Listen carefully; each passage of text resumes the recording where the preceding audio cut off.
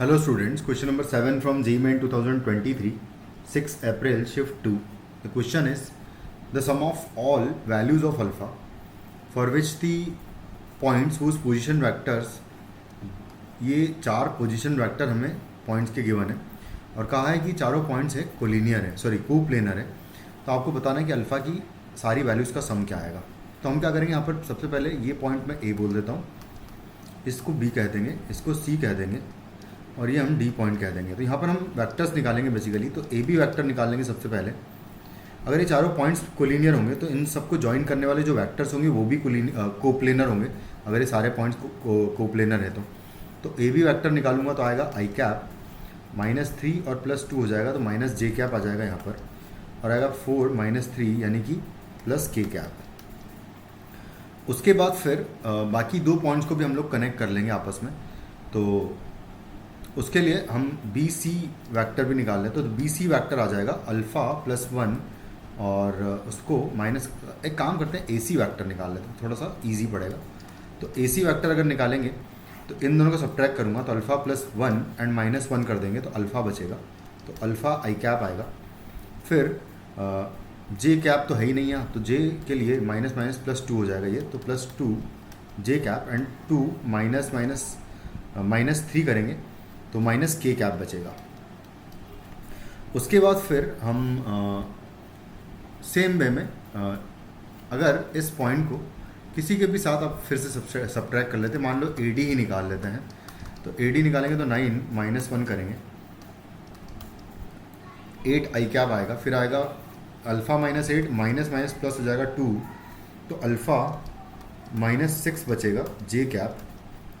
उसके बाद 6 -3 करूँगा तो आएगा +3 के कैप।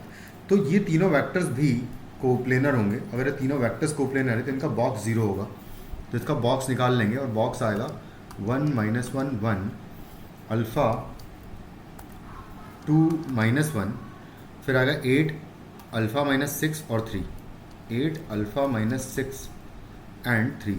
इस डिटर्मिनेंट का वैल्यू इक्वल टू 0 हो जाएगा। ये हो जाएगा बॉक्स इन सब का। तो यहाँ से निकाल लेते हैं प्रॉपर ओपन करके। तो 1 मल्टीप्लाइड बाय फर्स्ट रो के अलॉन्ग ही ओपन कर लेते हैं। तो 1 मल्टीप्लाइड बाय आ जाएगा 6 एंड प्लस अल्फ़ा -6 आएगा, तो ये हट जाएगा यहाँ से। फिर आएगा माइनस +1 हो जाएगा, तो प्लस कर दूंगा मैं 3 अल्फ़ा एंड माइनस +8 हो जाएगा। फिर उसके बाद लास्ट +1 टाइम्स, तो +1 टाइम्स इसका रो और कॉलम हटाएंगे तो आएगा अल्फ़ा स्क्वायर -6 अल्फ़ा -8 × 2 16 हो जाएगा, इक्वल टू 0 आ जाएगा यहाँ से। तो बस अब यहाँ से प्रॉपरली सॉल्व कर लें अगर इसको, तो ये 6 से 6 कैंसिल हो जाएगा। अल्फ़ा +3 अल्फ़ा 4 अल्फ़ा हो जाएगा ये, और +8 आएगा। उसके बाद यहाँ से आएगा plus alpha square -6 alpha -16 is equal to 0।